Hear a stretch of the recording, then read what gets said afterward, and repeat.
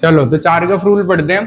तो जो Watson Crick था, उस वाटसन क्रिक ने कहा था कि डीएनए जो होता है उस डीएनए के अंदर ए डबल बॉन्ड बनाता है टी से और जी ट्रिपल बॉन्ड बनाता है किससे, सी से बनाता है। दो बेस पेयर का डिस्टेंस जो होता है वो होता है 3.4 एंगस्ट्रम और इसे नैनोमीटर में लिखा जाए तो होता है 0.34 नैनोमीटर।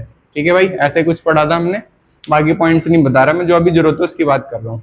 तो अगर मैं बात करूं तो डीएनए के अंदर होता है एटी और जीसी। एटी बिलोंग कर एजी बिलोंग करता है प्यूरिन से और सीयू2 बिलोंग करता है पायरीमिडीन से, पायरीमिडीन से बिलोंग करता है। तो ए जो है वो बॉन्ड करता है टी से और जी बॉन्ड करता है किससे, सी से। ठीक है, एक प्यूरिन है एक पायरीमिडीन है, एक प्यूरिन है एक पायरीमिडीन है, तो मतलब दो प्यूरिन है दो पायरीमिडीन है। ठीक है, तो इसका कहने का मतलब ये है कि जो ए प्लस जी है, ए प्लस जी है वो किसके इक्वल होगा, वो टी प्लस सी के इक्वल होगा। वो किसके इक्वल होगा, टी प्लस सी के। तो ए मान लो अगर 20% है तो टी भी कितना होगा, 20% होगा। जी 100 में से कितना चला गया, 40 चला गया ना, तो कितना बचा 60, कितना बचा 60। अगर जी 30 है तो सी भी कितना होगा, 30 होगा, है ना। 50 और 50 कितना हो गया, 100। क्लियर होगी बात। तो यहाँ पे ए प्लस जी किससे बिलोंग करते हैं, प्यूरिन से। किससे बिलोंग करते हैं, और टी प्लस सी किससे बिलोंग करते हैं, पायरीमिडीन से। किससे बिलोंग करते हैं, पायरीमिडीन से। तो प्यूरिन इज इक्वल टू क्या होता है, पायरीमिडीन होता है। ठीक है भाई, इतनी बात समझ में आ गई। अब प्यूरिन जो होता है और अपॉन पायरीमिडीन जो होता है, प्यूरिन अपॉन जो क्या होता है, पायरीमिडीन जो होता है वो इज इक्वल टू 1 होता है। वो क्या होता है, 1 होता है। कैसे 1 होता है भाई, 50 डिवाइड बाय 50 कितना आएगा, 1 आएगा। तो purine is equal, purine upon pyrimidine कितना होता है, 1 होता है। दोबारा बता रहा हूं क्या बताया, डीएनए में प्यूरिन जो होता है वो पायरीमिडीन के इक्वल होता है। ठीक है, तो डीएनए में एटीजीसी होता है, ए बॉन्ड बनाता है टी से, जी बॉन्ड बनाता है सी से। तो जितना ए होगा उतना टी होगा, जितना सी होगा उतना जी होगा। समझ में आ गई बात। तो कॉमन सी बात है, तो एजी इज इक्वल टू कितना हो जाएगा, टीसी। एजी किसके इक्वल हो जाएगा, टीसी के। यू होता है नहीं डीएनए में, तो purine is equal to pyrimidine हो जाएगा डीएनए में, और प्यूरिन अपॉन पायरीमिडीन कितना हो जाएगा, 1 हो जाएगा। ठीक है भाई। अब इसमें सीबीएसई में सवाल कैसे आएगा उसको जरा देखते हैं। तो सीबीएसई में सवाल आएगा कि ए जो है वो 30% है, ए कितना है 30% है, तो कैलकुलेट करो टी कितना होगा, जी कितना होगा और सी कितना होगा। तो हाँ हाँ, वह कौन सी मैथ पढ़ी है, 100 ही तो होता है, 100 ही तो होता है टोटल, है ना। तो 60 यहाँ चला गया तो 20 ही तो बचा, 35। इतनी भयंकर मैथ भाई। तो जिसका नाम था क्रिक, क्या नाम था, क्रिक। तो क्रिक में एक साइंटिस्ट थे जिसमें अगर हम किसी को टॉपिक याद हो तो हम डीएनए में न्यूक्लियोटाइड एसेक्ट्रा पढ़ चुके थे। ठीक है, और इस न्यूक्लियोटाइड में पॉलीन्यूक्लियोटाइड एसेक्ट्रा पढ़ चुके थे। फिर हम पढ़ रहे थे डीएनए की हिस्ट्री। ठीक है, डीएनए की हिस्ट्री में हमने पहला टॉपिक पढ़ा था जिसका नाम था फेडरिक माइस्चर। वाटसन एंड क्रिक दूसरा टॉपिक था। चारगफ था तीसरा टॉपिक। अब आ रहा है चौथा टॉपिक जो किसका आएगा, फ्रांसिस क्रिक का। क्लियर होगी बात यहाँ पे। तो फोर्थ हिस्ट्री पढ़ रहे हैं डीएनए की जिसका नाम है फ्रांसिस क्रिक के द्वारा सेंट्रल डोगमा। ठीक है, टॉपिक का नाम है सेंट्रल डोगमा। तो सेंट्रल डोगमा जो था ये किसने दिया, सेंट्रल डोगमा दिया साइंटिस्ट ने जिसका नाम था Francis Crick, by Francis Crick. तो ये किसने दिया भाई, बाय फ्रांसिस क्रिक। क्या दिया इसने भाई सेंट्रल डोगमा में फ्रांसिस क्रिक ने, तो फ्रांसिस क्रिक ने बताया कि भाई जो डीएनए होता है वो डीएनए अपने कोड्स को बदल देता है आरएनए में। ठीक है, मतलब डीएनए अपने कोड्स को किसको भेज देता है, आरएनए के पास। कैसे भेज देता है भाई, तो इसने बोला डीएनए जो होता है उसके पास एटी और जीसी होता है। क्या होता है सक्षम, और आरएनए के पास होता है एयू और जीसी। तो अगर हम ध्यान दें तो सिर्फ टी की जगह किसका फर्क है, यू का। तो अगर पेरेंट्स के पास से कोड आए हैं ये, पेरेंट्स के पास से कोड आए हैं ये, ठीक है, तो बच्चे के पास कोड क्या जाएंगे, बच्चे के पास जाएंगे ए का उल्टा यू, ए का उल्टा यू, ए का उल्टा आरएनए में क्या होता है यू, टी का उल्टा क्या होगा भाई ए, ठीक है, सी का उल्टा जी, जी यू, यू और ए। तो ये डीएनए से क्या बन गया, आरएनए। डीएनए से क्या बन गया, आरएनए बन गया। तो डीएनए से आरएनए बन जाता है और इस प्रोसेस का नाम ट्रांसक्रिप्शन होता है। इस प्रोसेस का नाम ट्रांसक्रिप्शन होता है और इसमें जो एंजाइम लगता है उसका नाम ट्रांसक्रिप्टेज होता है। क्या नाम होता है, ट्रांसक्रिप्टेज नाम होता है। क्लियर होगी बात यहाँ पे, ठीक है। अब जो आरएनए होता है ये आरएनए बदल जाता है प्रोटीन में। तो आरएनए किस में बदलता है, प्रोटीन में। इसको जरा समझाते हैं। तो तुमने लिखा था सीटीसी, सिकल सेल एनीमिया में सीटीसी क्या था, डीएनए। CTC से RNA बन रहा था। RNA क्या बन रहा था? C का उल्टा, इसका उल्टा प्रांजल, T का उल्टा A और C का उल्टा G, तो GAG क्या बन गया था? RNA। इस RNA से कौन सा अमीनो एसिड बन रहा था? Glutamic acid. कौन सा बन रहा था? फिर सिक्कल सेल एनीमिया में CTC से बदल गया था CAC में, जिसे हमने कहा था पॉइंट म्यूटेशन, कि T की जगह कौन आ गया? A आ गया। T की जगह कौन आ गया? A, तो C का उल्टा, A का उल्टा, C का उल्टा G, तो GAG किस में बदल गया? तो RNA पहले GAG था, अब क्या हो गया? कौन सा अमीनो एसिड बनने लग गया था? वैलिन। ये कौन सी बीमारी होगी थी? Sickle cell anaemia. तो DNA से बनता है RNA, और RNA क्या बनाता है? प्रोटीन। अमीनो एसिड जुड़ के क्या बनाएंगे? प्रोटीन। बहुत सारे अमीनो एसिड जुड़ के क्या बनाएंगे? प्रोटीन। तो DNA से बनता है RNA, और RNA क्या बनाता है? प्रोटीन बनाता है। तुम ऑलरेडी पढ़ चुके हो। तो ये जो RNA से प्रोटीन बनता है, इस प्रोसेस का नाम होता है ट्रांसलेशन। इसका नाम होता है ट्रांसलेशन, नाम होता है। तो RNA से प्रोटीन बनने को कहा जाता है ट्रांसलेशन। और ये जो पूरी प्रोसेस है, इसका नाम होता है सेंट्रल डॉग्मा। इसका नाम क्या होता है? Central dogma. तो सेंट्रल डॉग्मा होता है ट्रांसक्रिप्शन प्लस ट्रांसलेशन, या यूं बोल सकते हो DNA से RNA बनना और RNA से प्रोटीन बनना, इज कॉल्ड सेंट्रल डॉग्मा। ठीक है भाई, इज कॉल्ड सेंट्रल डॉग्मा। तो ये था फोर्थ। अब आएगी फिफ्थ हिस्ट्री ऑफ DNA, जो होती है टिमिनिज्म।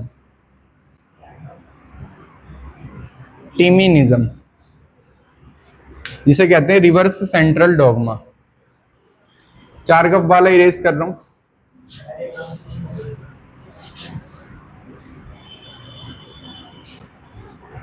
तो अगर एग्जाम में क्वेश्चन आता है कि ये DNA की स्ट्रैंड है, उसमें ATGC ऐसे करके रैंडम लिखा हुआ है, उससे RNA बना पाओगे? DNA की एक स्ट्रैंड लिखी हुई है, उससे RNA बना लोगे? A का उल्टा U, ये सब बना लोगे? तो ऐसा एक क्वेश्चन आता है। अब आता है लास्ट हिस्ट्री ऑफ DNA। तो लास्ट हिस्ट्री ऑफ DNA का नाम है reverse central dogma. Reverse central dogma. तो रिवर्स सेंट्रल डॉग्मा जो होता है, ये साइंटिस्ट ने दिया था, जिसका नाम था टिमिनिम। तो इस प्रोसेस को हम टिमिनिज्म भी कहते हैं। इसे टिमिनिज्म भी कहते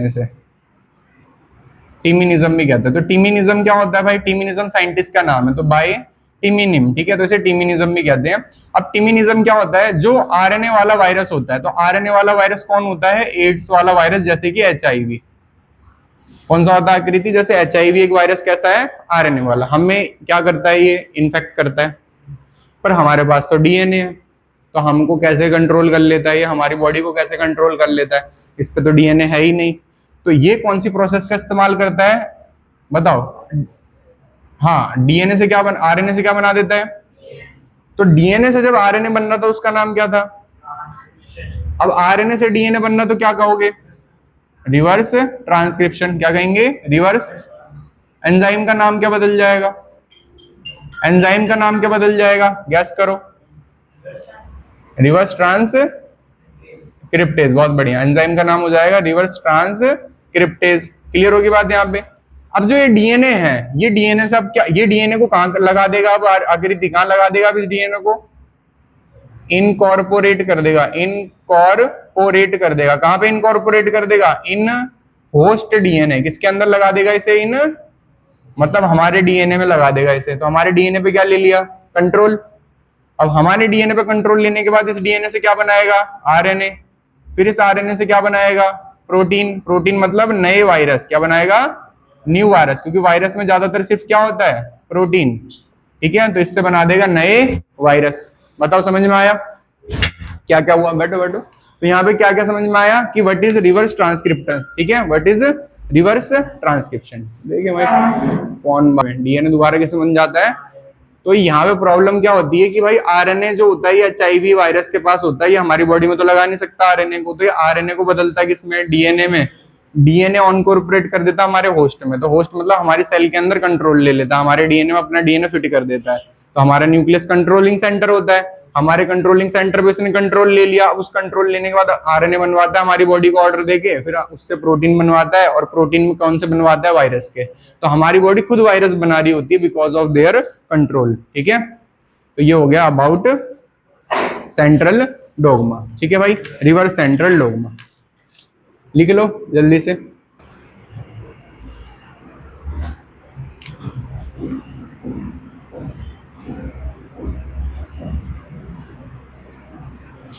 तो तो डीएनए की लेंथ कितनी होती है ये कैसे कैलकुलेट करेंगे, ठीक है भाई। तो हमें पता होता है इन ह्यूमन, अगर हम बात करें ह्यूमन की, तो इन ह्यूमन जो बेसिस होते हैं, बेस पेयर जो होते हैं वो कितने होते हैं, आकृति कितने बेस होते हैं ह्यूमन में,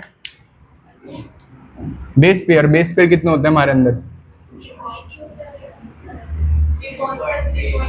हाँ तो 6.6 इंटू 10⁻⁹ डिप्लॉयड में कितने होते हैं, 6.6 इंटू 10⁻⁹, ये किसमें होते हैं, डिप्लॉयड में, किसमें होते हैं, डिप्लॉयड में। तो ये हमारे बेस होते हैं। चैप्टर की स्टार्टिंग में ये बताया था कि कितने न्यूक्लियोटाइड हैं वो लेंथ बताता है डीएनए की। तो हमारे अंदर न्यूक्लियोटाइड जो होते हैं वो कितने होते हैं, 6.6 इंटू 10⁻⁹, ठीक है, ये याद करवाया था। इकोलाई में 4.6 इंटू 10⁻⁶, ठीक है। तो ये हमारे होते हैं नंबर ऑफ बेसिस, ठीक है, और ये डिप्लॉयड में होते हैं। अगर हम बात करें डिस्टेंस बिटवीन टू बेसिस, तो हमने वाटसन क्रिक से सीखा डिस्टेंस बिटवीन टू बेसिस, ठीक है। वाटसन क्रिक ने क्या समझाया, कितना डिस्टेंस होता है किसके बीच में, दो बेस के बीच में। तो दो बेस के बीच में जो डिस्टेंस होता है वो होता है 0.34 नैनोमीटर। नैनोमीटर को मैं किस तरीके से लिख सकता हूं, 0.34 मल्टीप्लाई बाय 10⁻⁹ मीटर, ऐसे भी लिख सकता हूं मैं, ठीक है। इसके बाद अगर हम बोले लेंथ ऑफ डीएनए निकले, तो लेंथ ऑफ डीएनए इन दोनों को मल्टीप्लाई करके निकलेगी। तो लेंथ ऑफ डीएनए जो होती है वो होती है number of base pair multiply by distance between base pair, distance between base pair. Clear होगी बात भाई। अब लेंथ ऑफ डीएनए जो है वो कैसे निकलेगी, तो नंबर ऑफ बेस पेयर कितने प्रंजल बोलो, 9, ठीक है भाई। डिस्टेंस बिटवीन बेस पेयर कितना आएगा, दो बेस पेयर में कितना डिस्टेंस होता है, जैसे ए लिखा, डबल बॉन्ड टी लिखा, जी लिखा, ट्रिपल बॉन्ड सी लिखा, तो इन दोनों के बीच में कितना डिस्टेंस होता है, 4 इंटू 10⁻⁹ मीटर, -9 प्लस 9 कट गया, 3 दूनी 6 हो गया, 2.2 मीटर आ गया, कितना आ गया, 2.2 मीटर। तो डीएनए की लेंथ कितनी होती है, 2.2 मीटर। तो मतलब डीएनए जो है वो लार्जर देन न्यूक्लियस है। किससे लार्जर है, ये लार्जर देन न्यूक्लियस है। न्यूक्लियस कितना होता है, 10⁻⁻⁶, कितना होता है, 10⁻⁻⁶। तो ये न्यूक्लियस से बड़ा है। तो सवाल क्या आता है भाई, इतना बड़ा डीएनए न्यूक्लियस में कैसे आया, ठीक है। तो इतना बड़ा डीएनए न्यूक्लियस में कैसे आया, तो उसे कहते हैं पैकिंग ऑफ डीएनए। तो टॉपिक का नाम आ जाता है पैकिंग ऑफ डीएनए। इतना बड़ा डीएनए न्यूक्लियस में कैसे आया, तो सवाल आता है इतना बड़ा डीएनए न्यूक्लियस में कैसे आया, तो उसे कहा जाता है पैकिंग ऑफ डीएनए। बोलो भाई कार्तिक।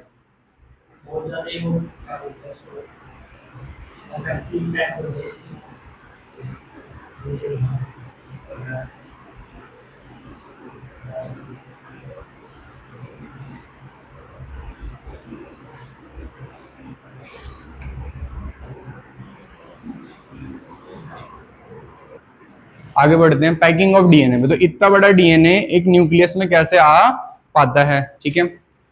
तो ये न्यूक्लियस में कैसे आ पाता है इतना बड़ा डीएनए, तो पैकिंग ऑफ डीएनए कैसे होती है, तो डीएनए जो होता है वो एसिडिक होता है, डीऑक्सीराइबोन्यूक्लिक एसिड। एंड डीएनए जो होता है वो साथ साथ नेगेटिवली चार्ज होता है। तो डीएनए का चार्ज कैसा होता है, नेगेटिवली चार्ज होता है। तो डीएनए जो होता है एसिडिक होता है प्लस नेगेटिवली चार्ज होता है। अब ये जो एसिडिक डीएनए है इसको न्यूट्रल करने के लिए कौन सा चीज चाहिए होगी, आकृति बेसिक चीज चाहिए होगी। तो to neutral it, acidic DNA को न्यूट्रल करने के लिए रिक्वायरमेंट होती है हिस्टोन प्रोटीन। किसकी रिक्वायरमेंट होती है, हिस्टोन प्रोटीन की। तो हिस्टोन एक ऐसा प्रोटीन होता है जो बेसिक होता है, कैसा होता है, तो हिस्टोन प्रोटीन होता है डीएनए के लिए, और हिस्टोन प्रोटीन होता है एसिडिक की बजाय कैसा होता है, बेसिक होता है। और ये कैसा चार्ज होता है, इसका पॉजिटिवली चार्ज होता है। कैसा चार्ज होता है, पॉजिटिवली चार्ज होता है। तो डीएनए नेगेटिवली चार्ज होता है और ये कैसा चार्ज होता है, पॉजिटिवली चार्ज होता है। बेसिक होता है और ये पॉजिटिवली चार्ज होता है। तो डीएनए को क्या कर देगा, ये न्यूट्रल कर देगा, ठीक है। अब ये बेसिक क्यों होता है, ये कभी कभी सवाल आ जाता है। तो बिकॉज इट कंटेन, ये बेसिक क्या क्यों होता है, because it contain basic amino acid. ये बेसिक इसलिए होता है क्योंकि इसके अंदर कौन सा अमीनो एसिड होते हैं, बेसिक अमीनो एसिड होते हैं। तो बेसिक अमीनो एसिड कौन कौन से होते हैं इसके अंदर, जो इसको बेसिक नेचर प्रोवाइड करते हैं। तो सवाल आता है इसके अंदर बेसिक अमीनो एसिड कौन से होते हैं जो इसको बेसिक नेचर प्रोवाइड करते हैं, ठीक है। दोबारा बताता हूं, पैकिंग ऑफ डीएनए में डीएनए कैसा होता है भाई, एसिडिक और नेगेटिवली चार्ज। इतना क्लियर है। टू न्यूट्रलाइज इट, इसको न्यूट्रल करने के लिए, डीएनए को न्यूट्रल करने के लिए क्या रिक्वायरमेंट होती है, हिस्टोन प्रोटीन की। क्लियर है भाई। अब जो हिस्टोन प्रोटीन होता है वो बेसिक होता है नंबर 1, और दूसरा कैसा होता है, पॉजिटिवली चार्ज। ये बेसिक क्यों होता है, it contain basic amino acid. Basic amino acid कौन कौन से होते हैं, तो जिनका नाम होता है लाइसिन और दूसरे का नाम होता है arginine, lysine and arginine, lysine and arginine. तो ये 2 अमीनो एसिड होते हैं जिसकी वजह से डीएनए कैसा होता है, बेसिक होता है। क्लियर है, आया समझ में, ठीक है। तो डीएनए बेसिक क्यों होता है, because of this amino acid. आगे बढ़ते हैं यहाँ पे। अब जो ये हिस्टोन होता है, अब जो ये हिस्टोन होता है, ये हिस्टोन जो होता है इसकी बहुत सारी यूनिट्स होती है। तो यहाँ पे लिखेंगे हिस्टोन यूनिट्स। हिस्टोन की क्या होती हैं, यूनिट्स होती हैं। तो हिस्टोन की बहुत सारी यूनिट्स होती हैं। कौन कौन सी यूनिट्स होती हैं, तो हिस्टोन की यूनिट होती है histone type 2A, histone type 2B, histone type 3 और हिस्टोन टाइप 4 और हिस्टोन टाइप 1। ठीक है, तो H2A, H2B, H3, H4 और H1, ये हिस्टोन के क्या होते हैं, यूनिट्स या टाइप्स होते हैं हिस्टोन के। क्लियर हो गया। अब जो ये हिस्टोन के टाइप्स होते हैं ये जुड़ जाते हैं आपस में, क्या जुड़ कर जाते हैं आपस में, तो जब आपस में जुड़ जाते हैं तो इसका नाम होता है हिस्टोन ऑक्टामर। क्या नाम होता है, हिस्टोन ऑक्टामर। तो हिस्टोन ऑक्टामर कैसे बनता है, तो हिस्टोन ऑक्टामर 2 सर्कल होते हैं, एक में होता है H2A, H2B, H3, H4। दूसरे सर्कल में क्या होता है, H2A, H2B, H3 और H4। और ये जो होते हैं ये आपस में कनेक्टेड होते हैं बाय H1। किसकी मदद से कनेक्टेड होते हैं, तो H1 जो होता है इसे क्या कहा जाता है, लिंकर कहा जाता है। इसे कहा जाता है लिंकर हिस्टोन, इसे कहा जाता है लिंकर हिस्टोन कहा जाता है। ठीक है भाई, ऑक्टामर समझ में आया। दोबारा बता रहा हूं, यहाँ पे देखो क्या बताया मैंने, डीएनए बहुत बड़ा होता है, एसिडिक होता है, तो इसको न्यूट्रल करने के लिए कौन आया, हिस्टोन आया। कौन आया, हिस्टोन। हिस्टोन ने एक चीज क्रिएट करी जिसका नाम आया ऑक्टामेयर, हिस्टोन ऑक्टामेयर। ठीक है भाई, तो हिस्टोन ने कौन सी चीज क्रिएट करी, हिस्टोन ऑक्टामर। ठीक है, अब ये जो डीएनए होगा वो किसके ऊपर रैप करेगा, डीएनए किसके ऊपर लिपटेगा, ऑक्टामर पे। किस पे लिपटेगा, ऑक्टामर पे। तो यहाँ पे नेक्स्ट चीज आएगी कि जो डीएनए होता है वो रैप करता है किस पे, ऑक्टामर पे। ठीक है, तो जो डीएनए होता है वो रैप करता है, डीएनए जो होता है वो रैप करता है किस पे, ऑक्टामर पे।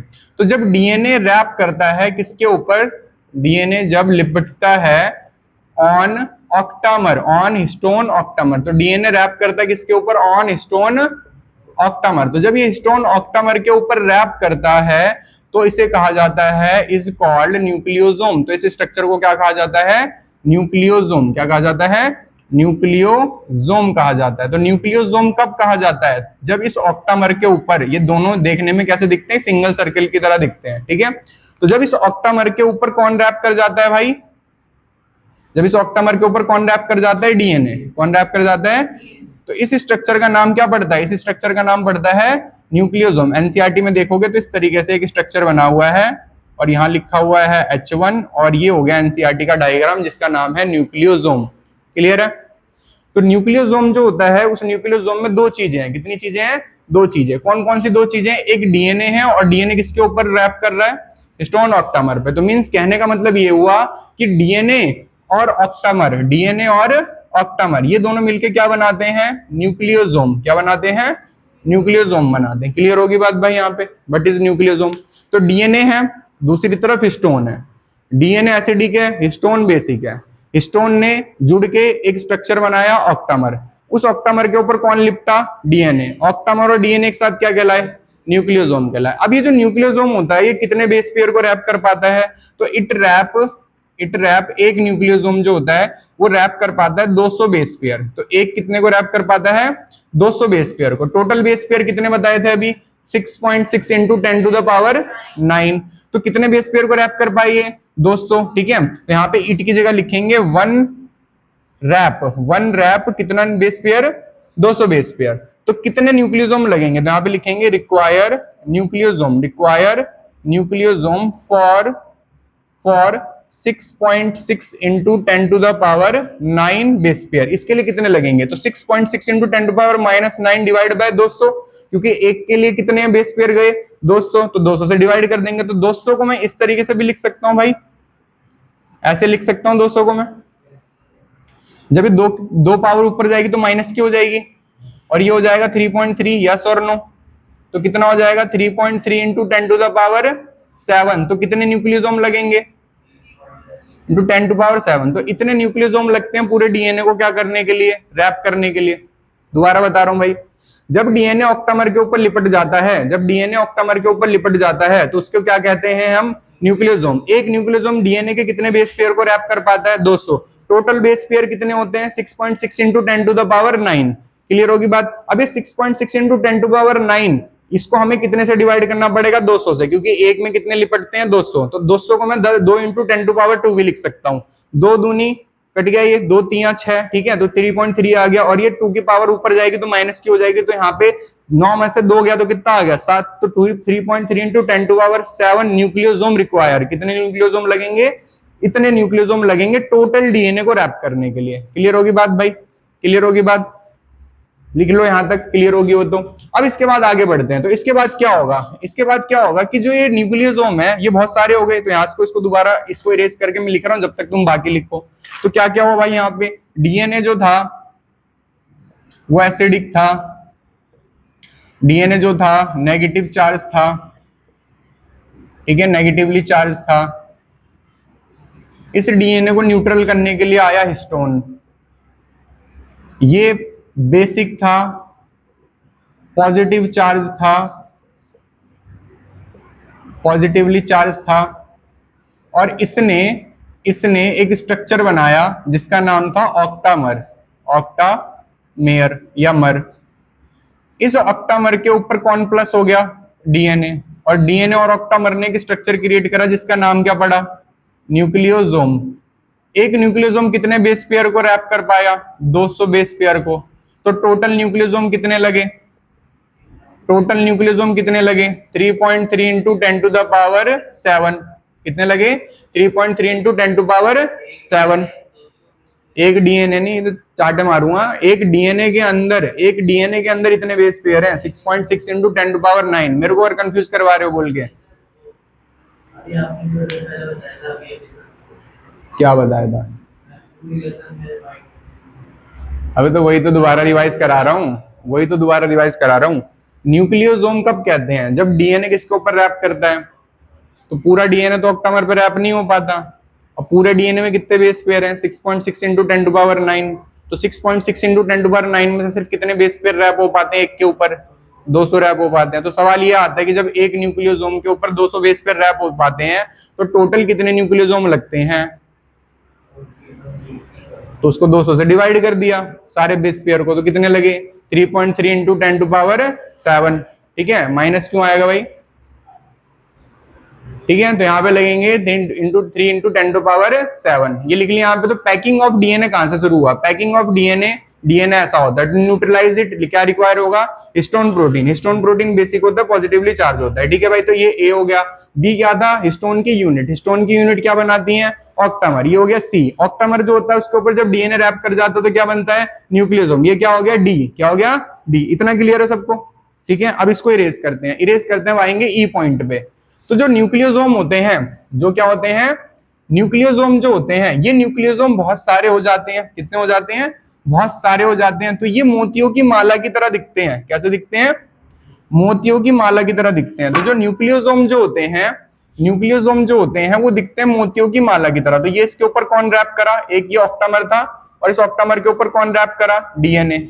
फिर ये गया दूसरे वाले के ऊपर, उसके ऊपर कौन रैप करा, डीएनए। एक जगह से दूसरी जगह ले जाने के लिए किसने मदद करी, H1 ने। तो यहाँ पे ये कैसे दिख रहे हैं, ये दिख रहे हैं मोतियों की माला की तरह। कैसे दिख रहे हैं, मोतियों की माला की तरह। ये कैसे दिख रहे हैं, मोतियों की माला की तरह। ये कैसे दिख रहे हैं, मोतियों की माला की तरह। तो इसे कहा जाता है बीड्स ऑफ स्ट्रिंग। क्या कहा जाता है, बीड्स ऑफ स्ट्रिंग। तो यहाँ पे न्यूक्लियोसोम जो होता है, ठीक है, या मैनी न्यूक्लियोसोम जो होते हैं वो क्या बनाते हैं, many nucleosome form beads of string. क्या बनाते हैं, बीड्स ऑफ स्ट्रिंग। तो एनसीईआरटी में एक डायग्राम दिया हुआ है बीड्स ऑफ स्ट्रिंग। तो न्यूक्लियोसोम बहुत सारे क्या बनाते हैं, beads of string. Beads of string मतलब होता है मोतियों की माला जैसा स्ट्रक्चर बनाते हैं, बीड्स ऑफ स्ट्रिंग। क्लियर होगी बात। तो ये कौन सा पॉइंट हो गया भाई, ये पॉइंट नंबर ई हो गया। क्या हो गया, पॉइंट नंबर ई हो गया, ठीक है। तो यहाँ पे न्यूक्लियोसोम जो है, ये न्यूक्लियोसोम जो है जब बहुत सारे हो जाते हैं तो बहुत सारे क्या न्यूक्लियोसोम बनाते हैं भाई, बीट्स ऑफ स्ट्रिंग बनाते हैं, ये बनाते हैं बीट्स ऑफ स्ट्रिंग। क्लियर है भाई, सक्षम आ रहा समझ में। अब यहाँ पे जो ये बहुत सारे न्यूक्लियोसोम है, ये आगे क्या करेंगे, तो बहुत सारे न्यूक्लियोसोम को क्या कहते हैं, तो many nucleosome together called, many nucleosome को टुगेदर कॉल्ड कहा जाता है क्रोमैटिन। तो मैनी न्यूक्लियोसोम को टुगेदर कहा जाता है क्रोमैटिन। तो सारे न्यूक्लियोसोम को एक साथ क्या कहा जाता है, क्रोमैटिन कहा जाता है। तो many nucleosome together called chromatin. What is chromatin, तो जो क्रोमोसोम होता है वो धागे जैसा होता है। कैसा होता है, धागे जैसा होता है। अगर वो धागा सुलझा हुआ हो तो उसे क्रोमैटिन कहते हैं, और जब वो धागा उलझा हुआ हो तो क्रोमोसोम कहते हैं। तो क्रोमोसोम की दो फॉर्म होती हैं, कंडेंस और डीकंडेंस। कंडेंस मतलब उलझा हुआ और डीकंडेंस मतलब सुलझा हुआ, ठीक है। तो जो डीकंडेंस फॉर्म होती है उसे कहा जाता है क्रोमैटिन। क्या कहा जाता है, क्रोमैटिन। ये डीकंडेंस फॉर्म है। और ये जब क्रोमैटिन कंडेंस करता है, क्या करता है, कंडेंस करता है, तो कंडेंस करके किसमें बदल जाता है, ये क्रोमोसोम में। कंडेंस करके किसमें बदल जाता है, क्रोमोसोम में। तो मतलब क्रोमोसोम और क्रोमैटिन एक ही चीज है, ठीक है। एक डीकंडेंस फॉर्म है। अगर मैं इसको इस एरो को मैं इस साइड दिखा रहा हूं तो मतलब कंडेंस हो रहा है, और इस साइड दिखाऊंगा तो क्या लिखना पड़ेगा, डी कंडेंस। क्या लिखना पड़ेगा, डी कंडेंस। तो डी कंडेंस हो गया तो क्रोमोसोम किसमें बदल गया, क्रोमैटिन में। और कंडेंस हो गया तो किसमें बदल गया, क्रोमोसोम में। अब क्रोमोसोम कब दिखता है, कंडेंस फॉर्म कब होती है इसकी, कब होती है आकृति, सेल डिवीजन के टाइम पे। कब होती है, सेल डिवीजन। तो क्रोमोसोम कंडेंस होता है ओनली ड्यूरिंग सेल डिवीजन। कब कंडेंस होता है, only during cell division condense होता है। तो क्रोमोसोम कंडेंस होता है during cell division. Cell division में कब होता है, तो तुमने सेल डिवीजन में पढ़ा था प्रोफेज। क्या पढ़ा था, प्रोफेज। प्रोफेज में तुमने पढ़ा था कि न्यूक्लियर मेम्ब्रेन डिसअपीयर हो गई, nuclear membrane disappear, chromatin fibre दिखने लग गए जो कि कंडेंस हो रहे हैं क्रोमोसोम में। न्यूक्लियर मेम्ब्रेन गायब हो गई और क्रोमैटिन कंडेंस हो गए क्रोमोसोम में। क्रोमैटिन कंडेंस हो गए, तो ये चार धागे क्या थे, क्रोमैटिन। अब ये किसमें कंडेंस हो गए, क्रोमोसोम में। ये जो स्टेज थी इसका नाम था मेटाफेज। क्या नाम था, ये वो स्टेज होती है जब क्रोमोसोम दिखते हैं उसके अंदर माइक्रोस्कोप के नीचे, क्लियरली विजिबल अंडर माइक्रोस्कोप। तो मेटाफेज। तो कब दिखता है, क्रोमोसोम दिखता है ओनली ड्यूरिंग सेल डिवीजन। अब सवाल ये आता है कि क्या ये क्रोमैटिन अपने आप कंडेंस हो जाएगा, तो इसको कंडेंस होने के लिए, उलझने के लिए और कुछ भी चाहिए होगा। तो जो क्रोमैटिन होता है EFG, तो क्रोमैटिन को फर्दर कंडेंस होने के लिए, तो क्रोमैटिन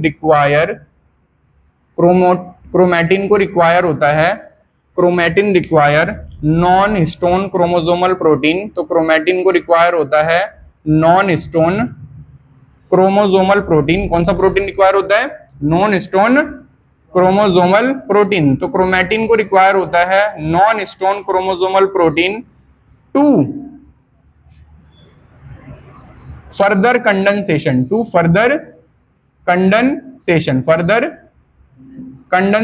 फर्दर कंडेंस होने के लिए इसको किसकी रिक्वायरमेंट होती है, फर्दर कंडेंस होने के लिए इसको रिक्वायर होती है नॉन हिस्टोन क्रोमोसोमल प्रोटीन की, नॉन हिस्टोन क्रोमोसोमल प्रोटीन की। तो मतलब हिस्टोन के अलावा जो प्रोटीन होगा उसका नाम क्या पड़ेगा, नॉन हिस्टोन क्रोमोसोमल प्रोटीन। तो क्रोमैटिन को फर्दर कंडेंस होने के लिए जरूरत पड़ती है नॉन हिस्टोन क्रोमोसोमल प्रोटीन की, जिसको शॉर्ट फॉर्म में कहा जाता है non histone chromosomal protein, NHC। क्या कहा जाता है, NHC। क्लियर होगी बात। अब ये क्रोमैटिन कंडेंस किसमें होगा बताओ, किसमें कंडेंस हो जाएगा, into chromosome. Now it condense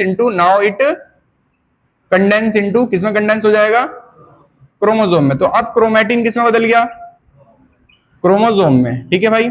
अब जब ये इसके ऊपर कंडेंस हो रहा है, नॉन हिस्टोन क्रोमोसोमल प्रोटीन के ऊपर जब ये कंडेंस हो रहा है तो दो एरिया बनाता है। कितने एरिया बनाता है सक्षम, दो एरिया, ठीक है।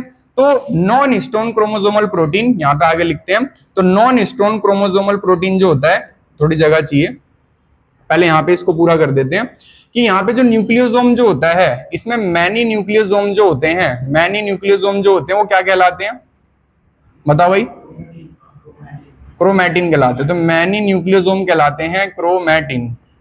और chromatin plus non histone chromosomal protein क्या बना देता है? क्रोमोसोम। तो chromatin plus non histone chromosomal protein क्या बना देता है? क्रोमोसोम। तो अब सवाल ये आता है कि जो ये नॉन हिस्टोन क्रोमोसोमल प्रोटीन है, ये जब डीएनए को रैप कर रहा होता है तो उस टाइम पे डीएनए को रैप करते टाइम दो एरिया क्रिएट करता है, एक टाइटली पैक और एक लूजली पैक। ठीक है, जब ये नॉन हिस्टोन क्रोमोसोमल प्रोटीन जो होता है, नॉन हिस्टोन क्रोमोसोमल प्रोटीन जो होता है या जो क्रोमैटिन होता है ड्यूरिंग कंडेंसेशन, जब ये कंडेंस हो रहा होता है किसके अंदर? क्रोमोसोम में, ड्यूरिंग कंडेंसेशन। तो क्रोमैटिन ड्यूरिंग कंडेंसेशन दो एरिया बनाता है। कितने एरिया बनाता है? दो एरिया बनाता है। फॉर्म टू एरिया, फॉर्म क्या करता है? टू एरिया फॉर्म करता है। कौन कौन सा दो एरिया फॉर्म करता है? एक फॉर्म करता है यूक्रोमैटिन। कौन सा फॉर्म करता है? यूक्रोमैटिन। और दूसरा फॉर्म करता है हेट्रोक्रोमैटिन। कौन सा फॉर्म करता है? हेट्रोक्रोमैटिन। यूक्रोमैटिन वो एरिया होता है जो लूजली पैक है। कैसे पैक है? Loosely pack. यहाँ पे टाइट नहीं पैक हो पाया, तो ये कैसे पैक हुआ? Loosely pack. ठीक है, और जो ये वाला एरिया होता है ये कैसा पैक होता है? टाइटली। यहाँ पे धागे कैसे पैक हो रखे हैं? टाइटली पैक हो रखे हैं। तो मुझे सवाल का आंसर बताओ, अगर ये लूजली पैक है, ठीक है, और मैं इसको विजुअलाइज करना चाहता हूं माइक्रोस्कोप में, तो मैं इसमें डाई डालूंगा।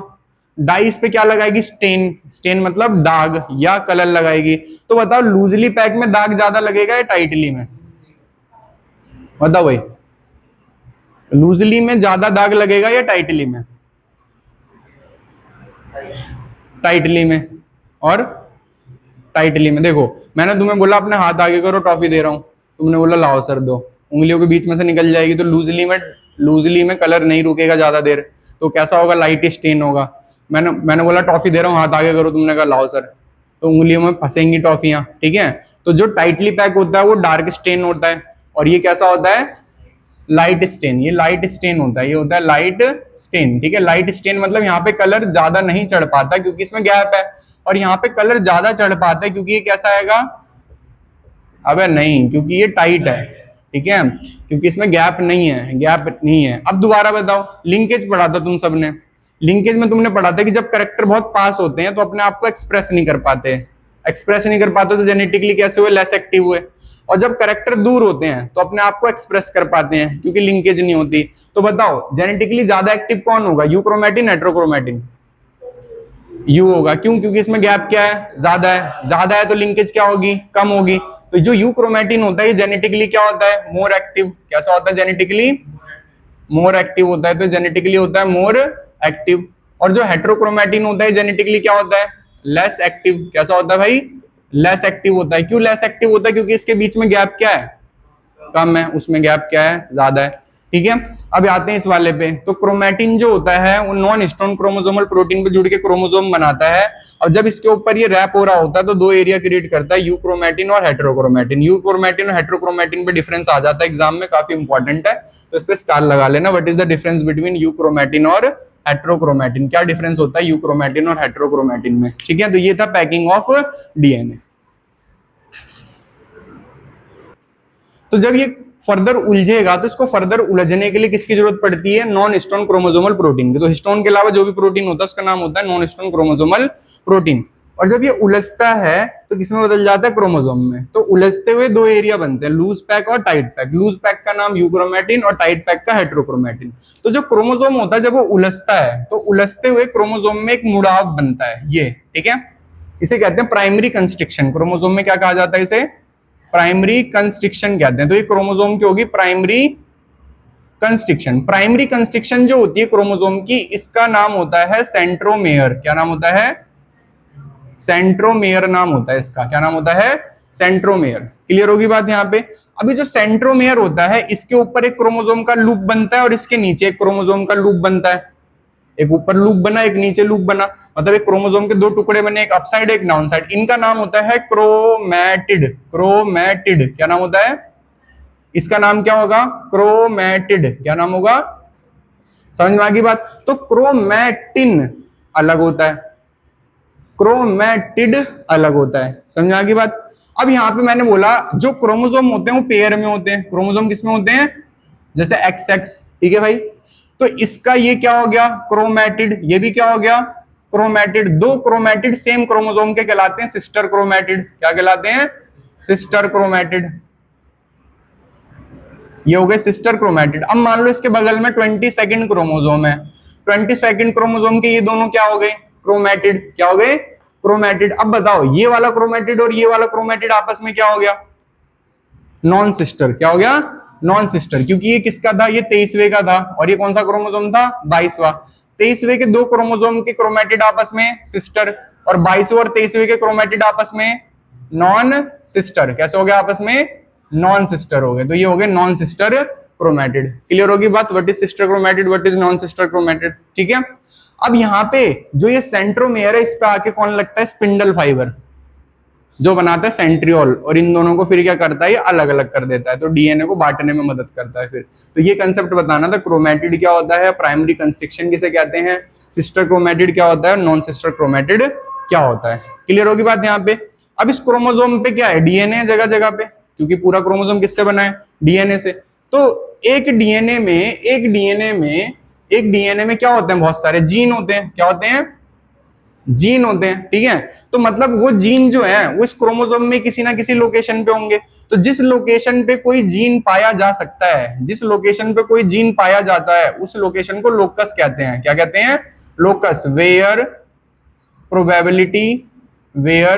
Probability of finding gene is more, where probability of finding gene is more. तो जिस लोकेशन पे हम जीन के पाए जाने की प्रोबेबिलिटी बता सकते हैं, उस लोकेशन को क्या कहा जाता है, लोकस कहा जाता है, ठीक है। तो नेक्स्ट क्लास में पहले ये चेक करूंगा तुम लोगों का लिखा हुआ है नहीं लिखा हुआ।